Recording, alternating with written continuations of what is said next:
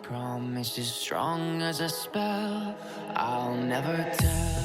Hi guys, welcome back to exmolex. This week I wanted to really quickly talk to you guys about childhood indoctrination. I recently went on a road trip from the Boise area in Idaho all the way down to southern Utah.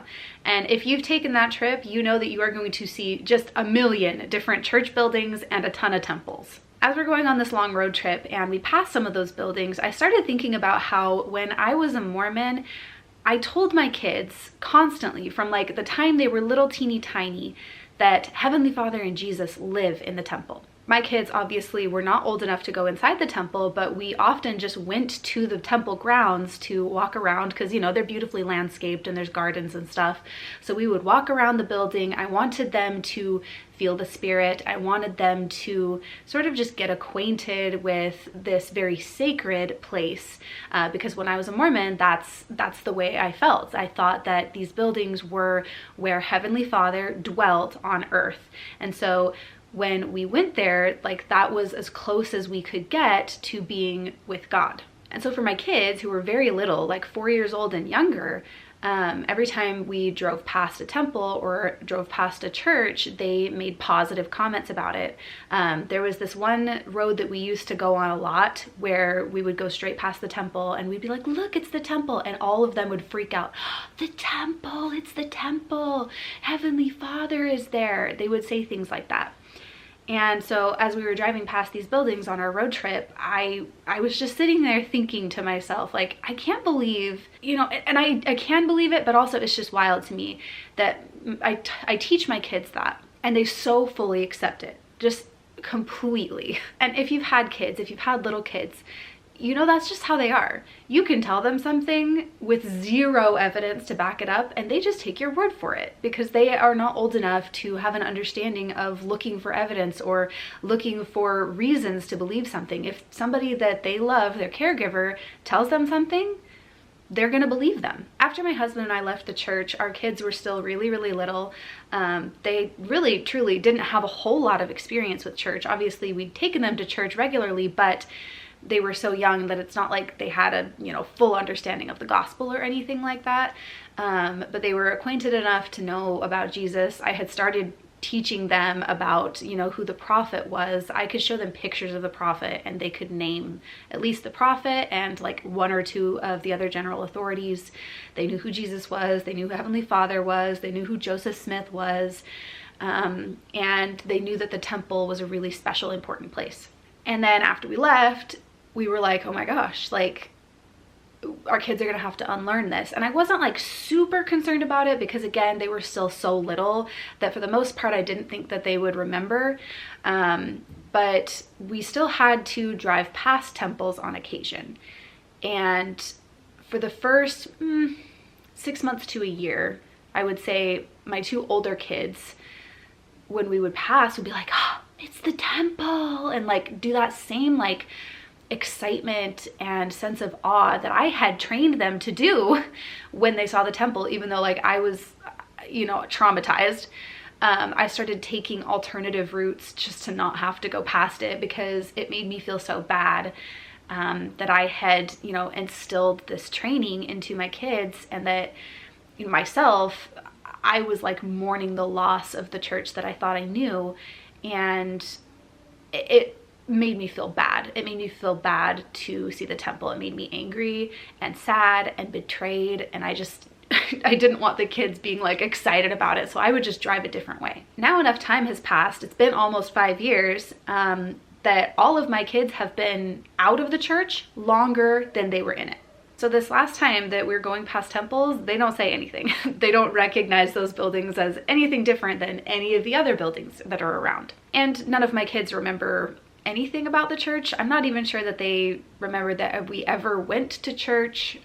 They certainly don't know that we were Mormon and that, you know, the church buildings that they see are the ones that we used to go to. And none of them have asked like a ton of questions about it. We've talked to them about it a little bit, but they haven't shown much interest. And I'm like, if you're not like interested in this, I'm not gonna push it on you. So they don't really know a whole lot about it. They don't even know what my job is. But yeah, thinking about those memories, thinking about the fact that my kids at such a young age, I had already trained them so well to be in awe of the temple, to be in awe of Jesus, to worship and to love and to trust and to hold to something as like a beacon of light. And I know what that feels like. Obviously, I was raised Mormon and I had those same feelings, like the temple was this goal for the future. And it was something so beautiful and special and priceless and sacred. And I had started instilling that into my children so young. And I guess I'm just curious how everybody else feels about it.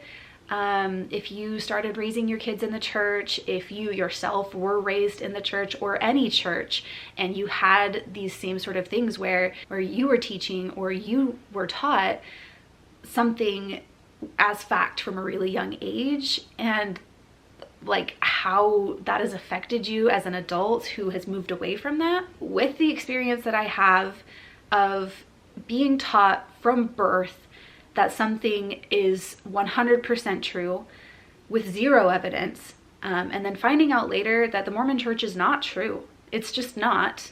I personally feel like it is wrong to try to instill something in kids that you don't know is evidently true, because they will believe you. They will believe you. And you know, obviously it might be hard to like find that line of like what you should be teaching your kids, you know, with what is reality and what is belief system.